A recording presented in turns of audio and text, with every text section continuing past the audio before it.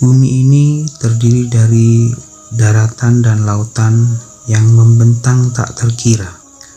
Tentunya, masih ada tempat-tempat yang masih misterius, bahkan belum pernah terpecahkan tentang keberadaannya. Di video kali ini, kita akan membahas tempat-tempat tersebut berdasarkan apa yang ada di dalam Al-Quran dan hadis. Untuk itu, di video kali ini kita akan membahas tentang 5 tempat misterius dalam Al-Quran yang belum ditemukan keberadaannya. Assalamualaikum warahmatullahi wabarakatuh. Sobat Khazanah Ilmu yang dirahmati Allah. Semoga kita selalu dalam keadaan sehat walafiat. Amin ya rabbal alamin. Bumi ini sangat luas. Luas bumi kita perkirakan sekitar 500 juta kilometer. 70%-nya adalah lautan. Luas daratannya hanya sekitar 149 juta kilometer persegi.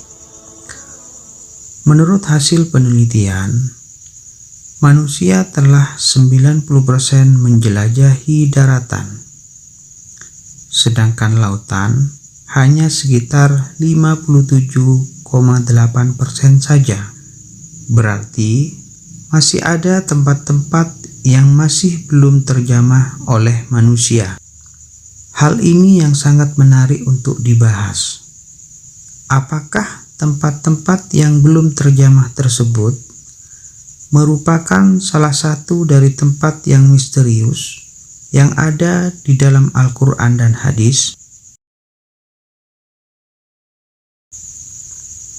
Kerajaan Nabi Sulaiman merupakan istana yang sebenarnya. Jika dinilai dari sisi kekayaan, mungkin sultan-sultan dari Indonesia tidak ada apa-apanya jika dibandingkan dengan Raja Sulaiman. Nabi atau Raja Sulaiman adalah sosok orang terkaya sebenarnya. Dia berkata, "Ya Tuhanku, ampunilah aku dan anugerahkanlah kepadaku kerajaan yang tidak dimiliki oleh siapapun setelahku. Sungguh, Engkaulah yang Maha Pemberi."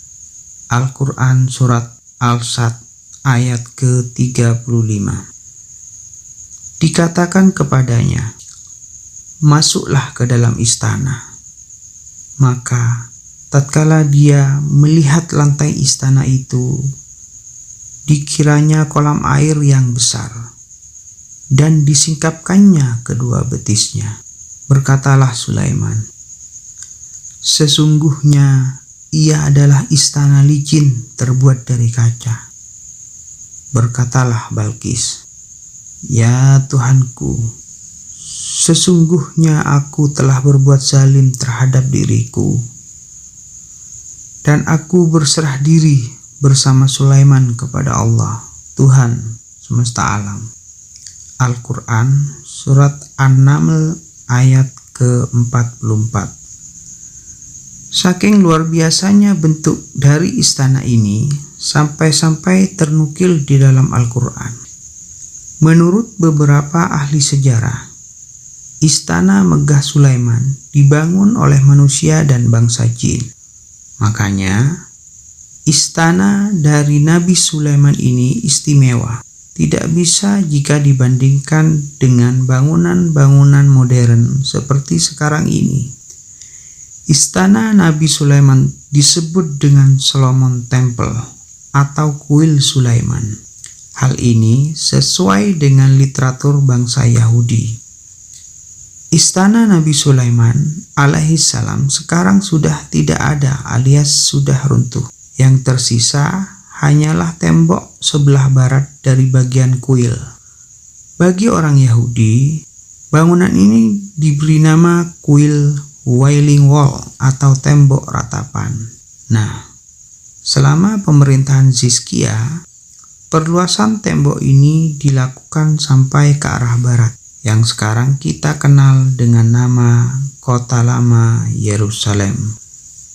Pada tahun 2005, seorang arkeolog bernama Eilat Nazar menemukan sisa-sisa peninggalan kerajaan Nabi Sulaiman. Dia menemukan situs pintu gerbang dengan lengkungan setinggi 18 meter yang dinamakan struktur batu melangkah. Maka, karena ditemukan benda-benda itu, mereka melakukan penggalian besar-besaran sampai ke Masjidil Aqsa, yang akhirnya memicu kemarahan umat Islam di seluruh dunia. Karena ditakutkan, sebab dari penggalian itu akan merubuhkan Masjidil Aqsa. Lalu 2 tahun kemudian, di tahun 2007, ditemukan kembali reruntuhan bangunan yang mereka yakini sebagai reruntuhan kuil Nabi Sulaiman. Kuil itu berada di sebelah Masjidil Aqsa. Walaupun bangunan kuilnya sudah terlihat hancur, namun para ahli sejarah yakin kuil Nabi Sulaiman masih bisa diangkat untuk dilihat. Dan di lokasi yang sama ditemukan beberapa peninggalan-peninggalan seperti keramik dan perabotan yang terkubur selama ribuan tahun. Menurut mereka, penemuan ini dianggap penting untuk mengetahui peradaban dan kemajuan yang telah dicapai manusia di masa Nabi Sulaiman dan Nabi Daud alaihissalam. Kuil istana Nabi Sulaiman ini, teman-teman, merupakan lambang dan simbol kekuatan, serta sebagai bentuk pengakuan atas bangsa Yahudi kepada dunia, sehingga sangat berguna bagi kaum Yahudi. Pada intinya, mereka mau mencari kuil Sulaiman dengan cara menghancurkan Masjidil Aqsa, yang merupakan salah satu tempat yang dimuliakan Nabi kita Muhammad Sallallahu Alaihi Wasallam. Pulau Dajjal. Dajjal. Tentu banyak dari sobat khazanah ilmu yang sudah mengetahui tentang Dajjal. Dalam hadis dan Al-Quran disebutkan bahwasanya Dajjal merupakan salah satu dari 10 tanda datangnya hari kiamat. Jika Dajjal telah muncul, maka dunia saat itu telah diambang kehancuran besar. Dajjal dipenjarakan Allah Subhanahu wa Ta'ala di suatu pulau misterius dan dijaga oleh seekor hewan yang bisa berbicara, yang bernama Al-Jassasah. Ada beberapa hadis Nabi Shallallahu Alaihi Wasallam yang mengungkapkan tentang pulau ini. Namun, Nabi Shallallahu Alaihi Wasallam tidak merincikan secara jelas lokasi persisnya berada di mana. Hanya saja Rasulullah menunjukkan arahnya. Dajjal akan keluar dari perkampungan Yahudi Asbahan.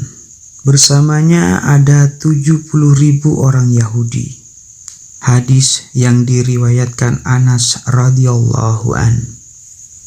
Dajjal akan keluar dari bumi di arah timur yang dinamakan dengan Khurasan. Hadis yang diriwayatkan Abu Bakar As-Siddiq radhiyallahu an. Artinya, secara pasti bahwasanya tempat munculnya Dajjal adalah dari sebelah timur dan tak jauh dari daerah yang bernama Khurasan. Maka, di manakah sekarang Khurasan itu berada? Sekarang Khurasan itu terletak di negara Iran sebelah timur. Nama Khurasan sekarang dijadikan sebuah nama provinsi di sana. Namun jauh sebelum itu, sejak abad ketiga Masehi, Khurasan merupakan suatu wilayah yang luas yang meliputi Iran, Afghanistan, Tajikistan, Turkmenistan, Kazakhstan, dan Uzbekistan. Sedangkan tentang pulau tempat Dajjal dikurung mungkin tak jauh dari wilayah itu. Banyak tersebar kabar bahwa Dajjal dikurung di salah satu pulau di Yaman yang bernama Socotra. Karena pulau ini benar-benar aneh dan memiliki hewan dan tumbuhan yang berbeda dan tidak ditemukan di tempat lainnya. Selain di pulau Socotra ini, Banyak orang yang mengaitkan tentang Pulau Socotra itu dengan Pulau Dajjal.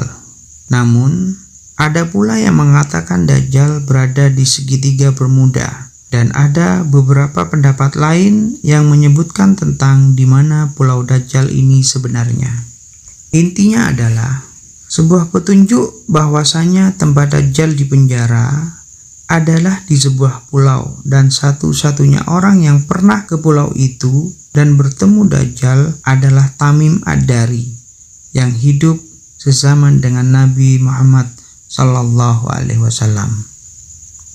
Tamim pun tak sengaja bertemu Dajjal karena ketika itu kapalnya terombang-ambing selama 1 bulan dan terdampar di sebuah pulau yang entah ada di mana.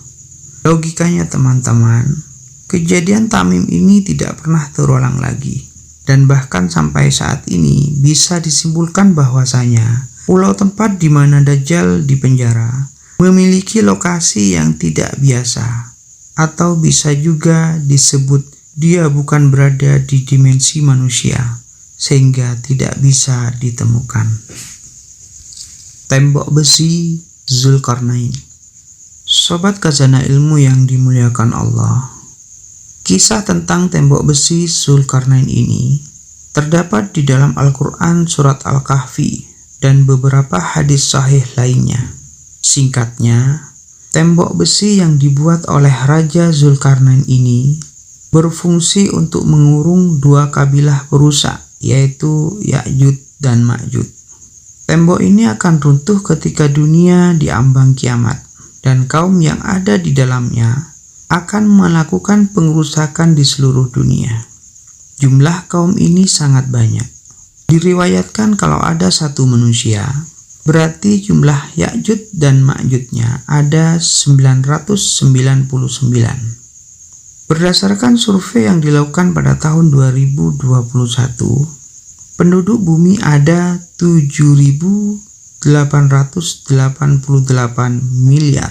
Artinya, jumlah Ya'jud dan Ma'judnya adalah 7.888 miliar dikali dengan 999, di mana pastinya itu merupakan jumlah yang luar biasa banyak. Bayangkan teman-teman, kalau mereka semua keluar, pasti bumi ini akan padat dan berdesak-desakan. Dan logikanya, di mana lokasi lubang mereka ini kalau jumlahnya saja mereka banyak? Dan logikanya, di mana lokasi mereka ini kalau jumlahnya saja begitu besar? Dan mustahil kalau itu hanya ada di sebuah pulau. Untuk jumlah sebanyak itu dibutuhkan minimal sebuah benua yang sangat luas. Dan jawaban yang paling masuk akal adalah tembok Zulkarnain bisa saja ada di dimensi lain, atau memang sengaja Allah Subhanahu wa Ta'ala tutupi atau dibedakan dengan dunia manusia. Ainul Hayat.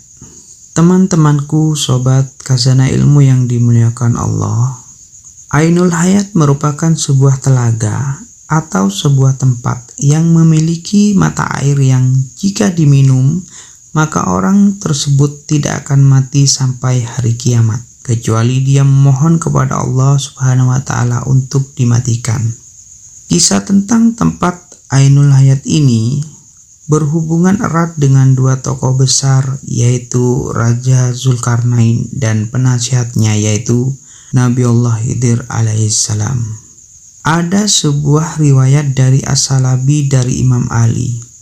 Suatu hari Raja Zulkarnain bertanya kepada malaikat tentang bagaimana ibadahnya malaikat kepada Allah Sang Pencipta. Kemudian malaikat pun memberitahu kepada Zulkarnain bahwasanya ada malaikat yang sejak dia diciptakan, dia selalu sujud dan tak pernah mengangkat kepalanya untuk selamanya. Karena malaikat tersebut tidak mau menyia-nyiakan waktu untuk selalu beribadah kepada Tuhannya. Oleh sebab itu, Zulkarnain yang mendengar penuturan dari malaikat itu menjadi tertarik untuk hidup abadi, agar dia bisa lebih lama beribadah kepada Allah Subhanahu wa Ta'ala. Lalu dicarilah telaga itu oleh Zulkarnain dan Khidir alaihissalam beserta dengan pasukan kerajaannya. Kemudian mereka menemukannya di tempat terbitnya matahari. Tempat itu digambarkan sebuah tempat yang gelap, namun bukan seperti gelap malam hari, tapi gelap karena ada semacam asap atau kabut tebal. Dan singkat cerita, yang meminum air dari telaga itu hanyalah Nabi Khidir alaihissalam. Zulkarnain tidak meminumnya. Makanya, ada khilaf dari para ulama. Ada yang mengatakan bahwasanya Nabi Khidir masih hidup sampai hari ini. Tapi ada juga yang mengatakan bahwa Nabi Khidir sudah wafat. Kemudian pada abad ke-14, ada seorang penjajah yang bernama Juan Ponce de Leon yang diutus oleh seorang raja yang bernama Raja Ferdinand. Juan Ponce de Leon ditugaskan dalam memimpin ekspedisi pencarian mata air keabadian, atau dalam Islamnya disebut dengan Ainul Hayat. Tapi sampai akhir hayatnya, Juan Ponce de Leon tidak menemukannya. Dia justru tewas karena dipanah oleh suku pedalaman dari India. Artinya teman-teman, tempat ini masih misterius sampai hari ini. Bayangkan saja, jika tempat ini sudah benar-benar ditemukan, pasti orang-orang di seluruh dunia akan meminumnya dan tak akan lagi takut akan kematian. Maha suci Allah, Tuhan semesta alam. Jabal Qaf. Teman-temanku seiman, sobat khazanah ilmu yang dirahmati Allah. Tadi kita bicara tentang pulau, telaga, dan tembok misterius. Kali ini, tempat yang misterius adalah sebuah gunung yang merupakan induk dari seluruh gunung di dunia. Kisah tersebut pernah disabdakan Nabi Shallallahu Alaihi Wasallam ketika sahabat beliau yang bernama Abdullah ibnu Salam tengah bertanya pada Nabi Shallallahu Alaihi Wasallam, "Ya Rasulullah, dengan apa bumi ini bisa tenang?" Nabi Shallallahu Alaihi Wasallam bersabda, "Dengan beberapa gunung." Kemudian Abdullah ibnu Salam melanjutkan bertanya, "Lalu dengan apa gunung-gunung itu dikokohkan?" Nabi Shallallahu Alaihi Wasallam bersabda, "Dengan gunung Qaf yang terbuat dari batu zamrud hijau dan birunya langit." Dan para ahli tafsir mengatakan bahwasanya gunung Qaf merupakan induk semua gunung yang ada di dunia ini. Ada beberapa pendapat mengenai keberadaan gunung Qaf ini. Raja Zulkarnain pernah naik ke gunung ini.